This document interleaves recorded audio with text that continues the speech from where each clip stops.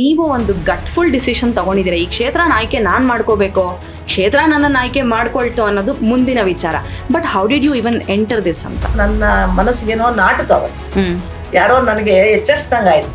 ತಂದೆಯವರೇ first 52 ವರ್ಷಕ್ಕೆ massive heart attack ಆಗಿ ತೀರ್ಕೊಂಡ್ಬಿಟ್ರು. ನನ್ಗೆ ಆವಾಗಲೇ ಒಂದು ದೊಡ್ಡ ಶಾಕ್. ಏನಕ್ಕೆ ಸಾಯ್ಬೇಕು? ನಂಗೆ 2 ಪ್ರಶ್ನೆ ಇದೆ, ಉತ್ತರ ಕೊಡ್ತೀರಾ?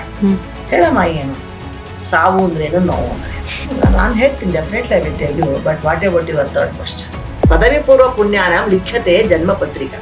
ನಿನ್ನ ಕಳೆದ ಜನ್ಮದ ಪಾಪ ಪುಣ್ಯಗಳ ಲೆಕ್ಕವೇ ಈ ಜನ್ಮ. ಪ್ಲಸ್ ಏನು ಮೈನಸ್ ಏನೋ. ನಾವು ಕೇಳಿರೋ ಹಾಗೆ ಈ ಗಾಯತ್ರಿ ಮಂತ್ರ ತುಂಬಾ ಶ್ರದ್ಧೆ. ಗಂಡು ಮಕ್ಕಳಾದ್ರೆ ಅದೊಂದು ಪ್ರೊಸೀಜರ್ ಇದೆ, ಅವ್ರಿಗೆ ಉಪದೇಶ ಮಾಡ್ತಾರೆ. ನೀವ್ ಹೇಳ್ಬೇಕಂದ್ರೂ ಅದು ಉಪದೇಶ ಆಗಿ ಹಿಂಗೇ ಹೇಳ್ಬೇಕು ಅಂತ ಪ್ರೋಟೋಕಾಲ್ ಅಲ್ಲಿ ಮಾಡಿದ್ದ. ನೋಡ್ರಿ, ಇವತ್ತೆಲ್ಲ ಕಾರ್ ಆರಂಗೂ ಗಾಯತ್ರಿ ಮಂತ್ರ ಹಾಕೊಂಡಿದ್ದಾರೆ. ರಿವರ್ಸ್ ಗೇರ್ಗೆ ಗಾಯತ್ರಿ ಮಂತ್ರ, ಡೋರ್ ಬೆಲ್ಗೆ ಗಾಯತ್ರಿ ಮಂತ್ರ. ಏನ್ರಿ ಇದಕ್ಕಿಂತ ಹೆಣ್ಮಕ್ಳು ಹೇಳಿದ್ರೆ ತಪ್ಪೇನಿದೆ? ಸೊ ಇವಾಗ ನೀವು ಗಾಯತ್ರಿ ಮಂತ್ರ ಅಥವಾ ನಿಮಗೂ ಉಪದೇಶ ಆಗಿದೆ ಅಂದ್ರೆ ನಿಮಗೂ ಜನವಾರ ಹಾಕುವ ಪ್ರೊಸೀಜರ್ ನಡೆಯುತ್ತಾ? ಖಂಡಿತ. ನಮ್ಮ ಗುರುಗಳು ನನಗೂ ಜನವಾರನೇ ಹಾಕಿದ್ದಾರೆ. ಆಧ್ಯಾತ್ಮ ಅಂದ್ರೆ ಗಂಡು ಎಲ್ಲ ಹೆಣ್ಣು ಅಲ್ಲ. ತ್ವಂ ಸ್ತ್ರೀ ತ್ವಂ ಪುಮಾನಸಿ ತ್ವಂ ಕುಮಾರ ವ ಉತ ಕುಮಾರಿ. ನೀನೇ ಗಂಡು, ನೀನೇ ಹೆಣ್ಣು, ನೀನೇ ಕುಮಾರ, ನೀನೇ ಕುಮಾರಿ, ಎಲ್ಲ ನಾವೇ. ಈ ವೇದಾಭ್ಯಾಸ ಆಗ್ಲಿ, ದೇವರ ಆರಾಧನೆ ಮಾಡುವ ಒಂದು ರೈಟ್ಸು, ಪರ್ಮಿಷನ್ನು, ಅದೆಲ್ಲ ಒಂದೇ ಪರ್ಟಿಕ್ಯುಲರ್ ಕಮ್ಯುನಿಟಿಯವ್ರು ಮಾತ್ರ ಮಾಡ್ಬೇಕಾ? ಎಲ್ಲರೂ ಮಾಡೋದಿಕ್ಕೆ ಸಾಧ್ಯ ಇಲ್ವಾ? ಪ್ರಸವ ಸಮಾನಾತ್ಮಿಕ ಜಾತಿ ಅಂತ ಹೇಳಿ, ಹುಟ್ಟಿನಿಂದ ಬರೋದು ಜಾತಿ ಅಂತ ಹೇಳುತ್ತೆ. ಒಳ್ಳೇದೇನು ಕೆಟ್ಟದು ಅಂತೆಲ್ಲ ಗೊತ್ತಾಗುತ್ತೆ. ಅವಾಗ ಜನ ನಮ್ಮನ್ನ ಯಾವ ರೀತಿ ನೋಡ್ತಾರೆ, ಸಮಾಜ ಯಾವ ರೀತಿ ನೋಡ್ತಾರ್ರಿ. ಇವತ್ತು ನಾನು ಸೆಲೆಬ್ರಿಟಿ, ಇಂಟರ್ನ್ಯಾಷನಲ್ ಪ್ರೀಸ್ಟೆಸ್. ಸಾಮಾನ್ಯವಾಗಿ ಎಲ್ರಿಗೂ ಲೈಫಲ್ಲಿ ಕೆಲವು ಪ್ರಶ್ನೆಗಳು ಬರುತ್ತೆ, ಅನುಮಾನಗಳು ಬರುತ್ತೆ. ಆ ಪ್ರಶ್ನೆಗಳಾಗೆ ಉಳ್ಕೊಂಡ್ಬಿಡುತ್ತೆ. ಎಷ್ಟು ಹುಡುಕಿದ್ರೂ ಅದಕ್ಕೆ ಉತ್ತರ ಇಲ್ಲವೇನೋ ಅನಿಸುತ್ತೆ, ಅಥವಾ ಉತ್ತರ ಸಿಗ್ತಾ ಇಲ್ಲ ಅಂತ ಅನಿಸುತ್ತೆ. ಬಟ್ ಇವತ್ತಿನ ಪಾಡ್ಕಾಸ್ಟಲ್ಲಿ ನಾನು ಒಂದು ಸ್ಪೆಷಲ್ ಗೆಸ್ಟ್ ಜೊತೆ ಕಾನ್ವರ್ಸ್ ಮಾಡಿದ್ದೀನಿ. ಅವ್ರಿಗೆ ಕೆಲವು ಪ್ರಶ್ನೆಗಳಿಗೆ ಉತ್ತರ ಸಿಕ್ಬಿಟ್ಟಿದೆ. ಫಾರ್ ಎಕ್ಸಾಂಪಲ್, ನಮಗೆ ಅನ್ಸುತ್ತಲ್ವಾ, ಎಷ್ಟು ಒಳ್ಳೆಯವರು, ಎಷ್ಟು ಒಳ್ಳೆ ಕೆಲಸಗಳನ್ನ ಮಾಡಿದ್ದಾರೆ, ಎಲ್ರಿಗೂ ಒಳ್ಳೇದು ಬಯಸಿದ್ದಾರೆ, ಅವ್ರಿಗೆ ಯಾಕೆ ಸಾವು ಇಷ್ಟು ಬೇಗ ಬಂದುಬಿಡ್ತು? ಎಷ್ಟು ಒಳ್ಳೆಯವರು, ಅವ್ರಿಗೆ ಯಾಕೆ ತುಂಬ ನೋವಾಗ್ತಾ ಇದೆ? ನಾನು ಎಷ್ಟು ಒಳ್ಳೆಯವನು, ನನಗೆ ಎಲ್ಲ ಒಳ್ಳೆ ಕೆಲಸಗಳನ್ನ ಮಾಡ್ತಾ ಇದ್ದೀನಿ, ನನಗೇ ಯಾಕೆ ತೊಂದರೆಗಳು ಬರ್ತಾ ಇದೆ? ಈ ಥರ ಅಂದ್ಕೊಳ್ತಾ ಇರ್ತೀವಿ. ಇನ್ನೂ ಒಂದು ಹೆಜ್ಜೆ ಮುಂದಕ್ಕೆ ಹೋಗಿ ಹೆಣ್ಮಕ್ಳು ಪರ್ಸ್ಪೆಕ್ಟಿವಲ್ಲಿ ನೋಡೋದಾದರೆ, ಯಾಕೆ ಇಷ್ಟೊಂದು ರಿಸ್ಟ್ರಿಕ್ಷನ್ಸು? ಯಾಕೆ ಪೀರಿಯಡ್ಸ್ ಅಂದರೆ ಮೈಲ್ಗೆ ಅನ್ನೋ ವಿಷಯ ಮಧ್ಯಕ್ಕೆ ಬರುತ್ತೆ? ಯಾಕೆ ನಾನು ವೇದ ಕಲಿಬಾರ್ದಾ?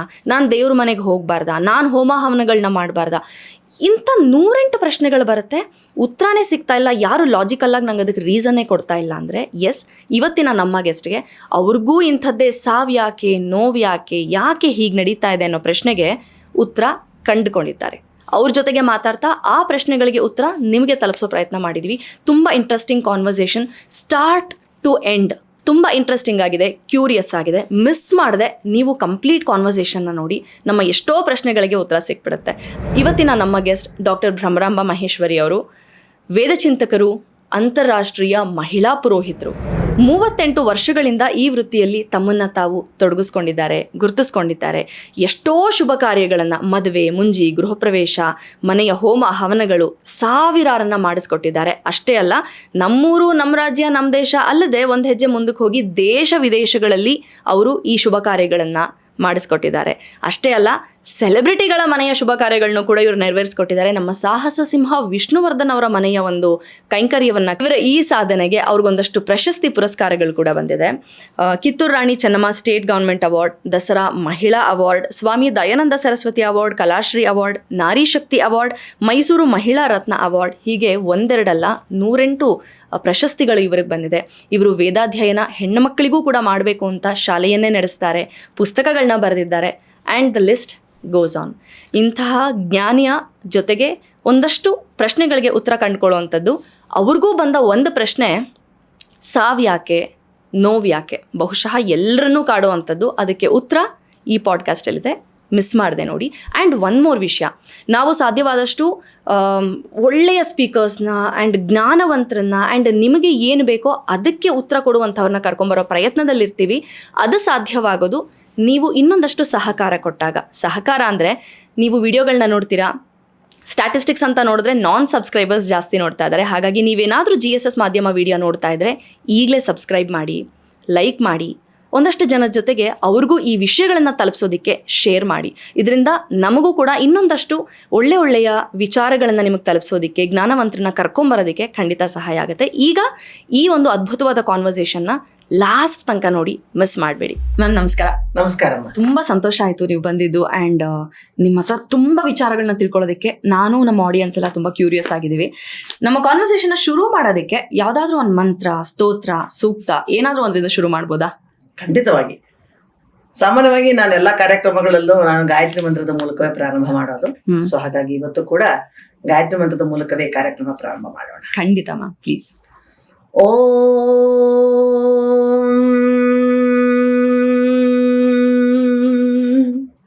ಓಂ ಭೂರ್ಭುವಸ್ವಃ ತತ್ಸವಿತುರ್ವರೆಣ್ಯಂ ಭರ್ಗೋ ದೇವಸ್ಯ ಧೀಮಹಿ ಧಿಯೋ ಯೋ ನಃ ಪ್ರಚೋದಯಾತ್.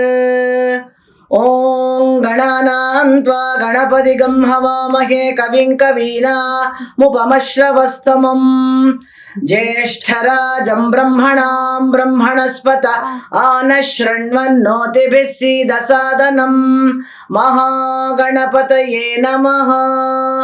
ಓಂ ಶಾಂತಿ ಶಾಂತಿ ಶಾಂತಿ. ಒಂದು ವೈಬ್ರೇಷನ್ ಕ್ರಿಯೇಟ್ ಆಯಿತು. ಹೌದು, ಗೂಸ್ ಬಂಪ್ಸ್. ನಿಮ್ಮ ಧ್ವನಿಯಲ್ಲಿ ಆ ಮಂತ್ರನ ಕೇಳೋದು literally I got goose bumps. ಖಂಡಿತ. ಸಸ್ವರ ಮಂತ್ರಗಳ ಒಂದು ಪ್ರಭಾವಕ್ಕೆ ಹಾಗೆ ದೈವಿಕವಾದಂತ ಶಕ್ತಿ ಇರುವಂತದ್ದು ಸಸ್ವರ ವೇದ ಮಂತ್ರಗಳಲ್ಲಿ. ಪರಮಾತ್ಮನಿಂದ ಆಗಿರುವಂತಹದ್ದು ಮಂತ್ರಗಳು ಅಂತ ಹೇಳಿದ್ರೆ ಅದು ಸ್ವರಗಳು ಕೂಡ ಹುಟ್ಟಿನಿಂದನೇ ಬಂದಿದೆ, ಅದು ಯಾರು ಅದನ್ನು ಮಾಡಿದ್ದಲ್ಲ. ಹಾಗಾಗಿ ಅದನ್ನ ಹೇಳೋದ್ರ ಮೂಲಕ ಮನಸ್ಸಿಗೆ, ಶಾರೀರಕ್ಕೆ, ಆತ್ಮಕ್ಕೆ ಎಲ್ಲವೂ ಕೂಡ ಒಂದು ಚೈತನ್ಯ ಅಂತ ಹೇಳ್ಬೋದು, ಚೈತನ್ಯ ಕೊಡುತ್ತೆ ಅಂತ ಹೇಳ್ಬೋದು. ನಮ್ಮನ್ನ ಬೇರೆ ಲೋಕಕ್ಕೆ ಕರ್ಕೊಂಡು ಹೋಗುತ್ತೆ ಅಂತ ಹೇಳ್ಬೋದು. ಲೌಕಿಕದಿಂದ ಪಾರಮಾರ್ಥಿಕಕ್ಕೆ ಹೋಗೋ ದಾರಿಯೇ ಈ ಮಂತ್ರದ ಹಾದಿ ಅಂತ ಹೇಳ್ಬೋದು. ನಮ್ಮ ಕಾನ್ವರ್ಸೇಷನ್ ಗಾಯತ್ರಿ ಮಂತ್ರದಿಂದ ಶುರು ಮಾಡ್ತಾ ಇದೀವಿ. ಬಟ್ ಇದ್ರ ಬಗ್ಗೆ ನಾನು ಒಂದ್ ಕಡೆ ಕೇಳಿದ್ದೆ, ಓದಿದ್ದೆ. ಏನಂದ್ರೆ ಕೆಲವು ಕಡೆ ಹೇಳ್ತಾರೆ ಯಾರು ಬೇಕಾದ್ರೂ ಹೇಳಬಹುದು ಎಲ್ಲ ಮಂತ್ರಗಳನ್ನ ಅಂತ, ಪರ್ಟಿಕ್ಯುಲರ್ಲಿ ಗಾಯತ್ರಿ ಮಂತ್ರ ಅನ್ನಂತ. ಇನ್ನೊಂದು ಕಡೆ ಹೆಣ್ಮಕ್ಳಾಗ್ಲಿ ಗಂಡು ಮಕ್ಕಳಾಗ್ಲಿ ಹೇಳಬಾರ್ದು ಅನ್ಲೆಸ್ ಗುರುವಿನ ಉಪದೇಶ ಇಲ್ಲ ಅಂತ ಹೇಳಿದ್ರೆ ಅಂತ. ಅಂದ್ರೆ ಗುರುವಿನ ಉಪದೇಶ ಇದ್ರೆ ಮಾತ್ರ ಹೇಳಬೇಕು, ಇಲ್ಲ ಅಂದ್ರೆ ಹೇಳಬಾರ್ದು ಅಂತ. ಇನ್ನೂ ಒಂದಷ್ಟಿದೆ. ಹೆಣ್ಣು ಮಕ್ಕಳು ವೇದಾಭ್ಯಾಸ ಮಾಡಬಾರ್ದು ಅಂತಾಗ್ಲಿ, ಅಥವಾ ಓಂ ಹೇಳಬೇಕು ಅಂದ್ರೆ, ಅಥವಾ ಘಂಟಾನಾದ ಮಾಡಬಾರ್ದು ಅನ್ನೋಂಥದ್ದು. ಇದೆಲ್ಲದ್ರ ಬಗ್ಗೆ ನಿಮ್ಮ ಆಲೋಚನೆ ಏನು? ನೋಡಿ, ಸಾಮಾನ್ಯವಾಗಿ ಈ ವೇದಗಳಲ್ಲೆಲ್ಲೂ ಕೂಡ ಹೆಣ್ಮಕ್ಳು ಹೇಳಬಾರ್ದು ಅಂತ ಎಲ್ಲೂ ಇಲ್ಲ. ಇನ್ನು ವೇದಗಳು ಸ್ಪಷ್ಟವಾಗಿ ಹೇಳುತ್ತೆ, ಸ್ತ್ರೀ ಹಿ ಬ್ರಹ್ಮ ಬಭೂವಿಥ. ಸ್ತ್ರೀಯರು 4 ವೇದಗಳ ಜ್ಞಾತ್ರಿ ಆಗಬಲ್ಲಳು. ಉಪನಿಷತ್ ಮಂತ್ರ ಏನ್ ಹೇಳುತ್ತೆ? ಮಾತೃದೇವೋ ಭವ, ಪಿತೃದೇವೋ ಭವ, ಆಚಾರ್ಯ ದೇವೋ ಭವ. V are in first place. ಹೆಣ್ಮಕ್ಳಿಗೆ ಮಾತೃ ಸ್ಥಾನವನ್ನ ಕೊಟ್ಟು ಮೊದಲ ಸ್ಥಾನದಲ್ಲಿ ಕೂರ್ಸಿದೆ. ಹಾಗಾದ್ರೆ ಅವ್ರಿಗೆ ಯಾವ ಅಧಿಕಾರ ಇಲ್ಲ ಅಂತ ಹೇಳ್ತೀರಾ? ಹಾಗಾದ್ರೆ ಎಲ್ಲ ಅಧಿಕಾರವೂ ಖಂಡಿತವಾಗಿ. ಮಾತಾ ನಿರ್ಮಾತಾ ಭವತಿ, ತಾಯಿಯೇ ನಿರ್ಮಾಣ ಮಾಡುವವಳು ಅಂತ. ತಾಯಿ is the mother, is the women, is the boss. ಬಾಸ್ಗೆ ಎಲ್ಲ ಅರ್ಹತೆ ಇರಬೇಕು. ಕ್ರಿಯೇಟರ್. ಹಾಗಾಗಿ ಯಾವ್ದು ಬೇಡ ಅವಳಿಗೆ? ಮುಖ್ಯವಾಗಿ ಬೇಕಾಗಿರೋದು ನಮ್ಮ ಈ ಒಂದು ಸ್ಪಿರಿಚುವಲ್ ಆಧ್ಯಾತ್ಮ, ನಮ್ಮ ವೇದ ಉಪನಿಷತ್ತುಗಳ ಜ್ಞಾನ ಬೇಕೇ ಬೇಕು. ಹಾಗಾಗಿ ಅದನ್ನೇ ಬೇಡ ಅಂತ ಹೇಳಿದ್ರೆ ಏನು ಗೊತ್ತಿಲ್ಲ. ಇದೆ ಮಧ್ಯಾಂತರದಲ್ಲಿ ಬಂದಿರೋದು ವೇದಗಳೆಲ್ಲೂ ಕೂಡ ನಮ್ಗೆ ಇದರ ಪುರಾವೆ ಸಿಗೋದಿಲ್ಲ. ಎಲ್ಲೂ ವೇದಗಳು ಹೆಣ್ಮಕ್ಳು ಹೇಳ್ಬಾರ್ದು ಅಂತ ಎಲ್ಲೂ ಸಿಗೋದಿಲ್ಲ. ಇನ್ನು ಹೇಳ್ಬೇಕು ಅಂತಾನೆ ಹೇಳುತ್ತೆ. ಗೊತ್ತಾಯ್ತಾ? ಹಿಂದೆ ಎಲ್ಲ ಗಾರ್ಗೇಯಿ ಮೈತ್ರಿ, ಕೃತಯುಗದಲ್ಲಿ ಗಾರ್ಗೇಯಿ ಮೈತ್ರಿ ಋಷಿಪತ್ನಿಯರು ಮಂತ್ರದಷ್ಟಾರರಿದ್ರು. ಅವರೆಲ್ಲರೂ ಕೂಡ ಪತ್ನಿಯರಾಗಿದ್ರು ಕೂಡ, ತಾಯಂದ್ರಾಗಿದ್ರು ಕೂಡ ಈ ಒಂದು ಆಧ್ಯಾತ್ಮ ವೃತ್ತಿಯಲ್ಲಿ ಜ್ಞಾನವನ್ನ ತಿಳ್ಕೊತಾ ಇದ್ರು. ವೇದ ಅಂದ್ರೆ ಏನ್ರಿ? ಜ್ಞಾನ ಅಂತ. ವಿಜ್ಞಾನ, ವಿಜ್ಞಾನೆ ಅಂತ ಹೇಳ್ತಾ ಇದೆ. ಹಾಗಾದ್ರೆ ಜ್ಞಾನ ಬೇಡ ಹೆಣ್ಮಕ್ಳಿಗೆ? ವೇದ ಸಂಹಿತೆಗಳು. ಪರಮಾತ್ಮ ಈ ಸೃಷ್ಟಿಯನ್ನು ಯಾವಾಗ ಮಾಡಿದ್ನೋ, ಈ ಸೃಷ್ಟಿಯನ್ನು ತಿಳ್ಕೋಬೇಕಾದ್ರೆ ಬೇಕಲ್ಲ ವಿಚಾರಗಳು. ಅವೇ ಸಿಲೆಬಸ್ಸೇ, ನಮ್ಮ ಜೀವನದ syllabus. Life syllabus is Vedas. Okay. ಈ ಘಂಟಾನಾದ ಮಾಡಬಾರ್ದು ಅಥವಾ ಓಂ ಹೇಳಬಾರ್ದು ಹೆಣ್ಮಕ್ಳಿಗೆ ಕೈಂಡ್ ಆಫ್ ಏನಂದ್ರೆ ರಿಸ್ಟ್ರಿಕ್ಷನ್ಸ್, ಕೆಲವು ಪದ್ಧತಿಗಳನ್ನ ಆಚರಿಸ್ಬೇಕು, ಅದ್ರ ಬಗ್ಗೆ ಏನ್ ಹೇಳ್ತಾರೆ? ನೋಡಿ, ಗಾಯತ್ರಿ ಮಂತ್ರದ ಬಗ್ಗೆ ಹೇಳಿದ್ರಲ್ಲ, ಗಾಯತ್ರಿ ಮಂತ್ರವು 4 ವೇದಗಳಿದೆ. ಮಂತ್ರಗಳು ನೋಡಿ, ಎಲ್ಲಾ ವಿಚಾರಗಳು, ಮಂತ್ರಗಳೆಲ್ಲವೂ ಬರೀ ಪೂಜೆ ಮಾಡೋದಕ್ಕಲ್ಲ, ನಮ್ಮ ಜೀವನಕ್ಕೆ ಬೇಕಾಗಿರ್ತಕ್ಕಂಥ ವಿಚಾರಗಳನ್ನ ಕೊಡ್ತಾ ಇದೆ. ಅವೆಲ್ಲ ಮಂತ್ರ ಮುಖೇನವೇ ಇದೆ. ಹಾಗಾಗಿ ಅವು ಸಂಹಿತೆಗಳು. ಕೋರ್ಟಲ್ಲಿ ಹೇಳ್ತಾರಲ್ಲ, ಈ ಸಂಹಿತೆ ಮೂಲಕ ಈ ಒಂದು ಕಾನೂನಿನ ಪ್ರಕಾರ ಇದು ಪರಿಹಾರ ಅಂತ ಕೊಡ್ತಾರೆ. ಹಾಗೆ ಇದು ಕೂಡ ನಮ್ಮ ಜೀವನಕ್ಕೆ ಬೇಕಾದಂತ ವಿಚಾರಗಳನ್ನ ವೇದಗಳು ಸಂಹಿತಾ ರೂಪದಲ್ಲಿ ಕೊಟ್ಟಿದೆ. ಎಲ್ಲ ಒಟ್ಟಿಗೆ ಇರೋದ್ರಿಂದ ಅದು ಸಂಹಿತೆಗಳು. 4 ವೇದಗಳು ಮಿಶ್ರ ಒಟ್ಟಿಗೆ ಒತ್ತಾಗಿದೆ, ಅದರಿಂದ ಅವು ವೇದಗಳು. ಅನಂತ ವೈ ವೇದಾಹ ಅಂತ ಹೇಳ್ತಾ ಇದ್ರು. ವೇದಗಳು ಅನಂತವಾಗಿದೆಯಪ್ಪ, ಆದ್ರೆ ಎಲ್ಲವನ್ನು ಒಬ್ಬ ಮನುಷ್ಯ ಒಂದು ಜೀವನದಲ್ಲಿ ತಿಳ್ಕೊಳಕ್ ಆಗೋದಿಲ್ಲ. ಹಾಗಾಗಿ ಅದನ್ನ 4 ವಿಭಾಗಗಳನ್ನ ಮಾಡಿ ಋಗ್ವೇದ, ಯಜುರ್ವೇದ, ಸಾಮವೇದ, ಅಥರ್ವವೇದವನ್ನು ಕೊಟ್ಟಿದ್ದಾರೆ. ಇವು 4 ಋಷಿಗಳು ತಮ್ಮ ಅಂತಃಕರಣದಲ್ಲಿ ಅದನ್ನ ಸೃಷ್ಟಿಸ್ಕೊಂಡಿರೋದು ಅಷ್ಟೇ, ಅವ್ರು ಮಾಡಿರೋದಲ್ಲ. ಅದು ವೇದಗಳು ಬರ್ದದ್ದಲ್ಲ, ವೇದಗಳು ಶ್ರುತಿಗಳು, ನಾಟ್ ಸ್ಮೃತಿಗಳು. ಗೊತ್ತೈತೆ? ಹಾಗಾಗಿ ಅದು ಪರಮಾತ್ಮದಿಂದನೇ ಬಂದಿರತಕ್ಕಂಥದ್ದನ್ನ ಅವ್ರು ಸಾಕ್ಷಾತ್ಕಾರ ಮಾಡ್ಕೊಂಡ್ರು ಅಷ್ಟೇ ವಿನ ಅವರು ಸೃಷ್ಟಿ ಮಾಡಿಲ್ಲ. ಇದುವರೆಗೂ ಕೂಡ ಯಾರು ಒಂದು ಅಕ್ಷರ ಸೇರಿಸಿಲ್ಲ, ಯಾರು ಕೂಡ ಒಂದು ಅಕ್ಷರ ತೆಗೆದಿಲ್ಲ ವೇದಗಳಿಂದ. ಹಾಗಾಗಿ 4 ವೇದಗಳು ಕೂಡ ಒಂದು ಜ್ಞಾನ, ಒಂದು ವಿಜ್ಞಾನ, ಒಂದು ಕರ್ಮ ಫಲಗಳು, ಇನ್ನೊಂದು ವಿಜ್ಞಾನಗಳನ್ನು ಹೇಳ್ತಾ ಬರೋ ಒಂದು ಭಕ್ತಿ. ಋಗ್ವೇದ ಎಲ್ಲವೂ ಜ್ಞಾನ, ಯಜುರ್ವೇದವೆಲ್ಲವೂ ಕರ್ಮ, ಸಾಮವೇದವೆಲ್ಲವೂ ಭಕ್ತಿ, ಅಥರ್ವ ವೇದವೆಲ್ಲವೂ ವಿಜ್ಞಾನ. ಈ 4 ಪಾಠಗಳು ನಮ್ಮ ಜೀವನಕ್ಕೆ ಬೇಕಾಗಿರೋದು. ಹಾಗಾಗಿ 4 ವೇದಗಳಿಂದ ಟೋಟಲಿ 20,539 ಮಂತ್ರಗಳಿದೆ. ಒಬ್ಬ ಮನುಷ್ಯ ಜೀವಿತ ಕಾಲದಲ್ಲಿ ಎಲ್ಲವನ್ನು ತಿಳಿಯೋದಕ್ಕೆ ಆಗೋದಿಲ್ಲ, ಕಷ್ಟ. ಸೊ ಹಾಗಾಗಿ 4 ವೇದಗಳ ಮೊತ್ತವೇ ಒಂದೇ ಗಾಯತ್ರಿ ಮಂತ್ರ. 4 ವೇದಗಳಲ್ಲೂ ಇದೆ ಗಾಯತ್ರಿ ಮಂತ್ರ. ಯಾಕೆ ಮಹಾನ್ ಮಂತ್ರ ಅಂದ್ರೆ 4 ವೇದಗಳದ್ದು ಇದೆ. ಎಲ್ಲಾ ಮಂತ್ರಗಳು ಎಲ್ಲ ವೇದಗಳಲ್ಲಿ ಇಲ್ಲ, ಆದ್ರೆ ಗಾಯತ್ರಿ ಮಂತ್ರ ಈಸ್ ನಾಟ್ 4 ವೇದಾಸ್. ಅದಕ್ಕೋಸ್ಕರ ಧಿಯೋ ಯೋನ ಪ್ರಚೋದಯ.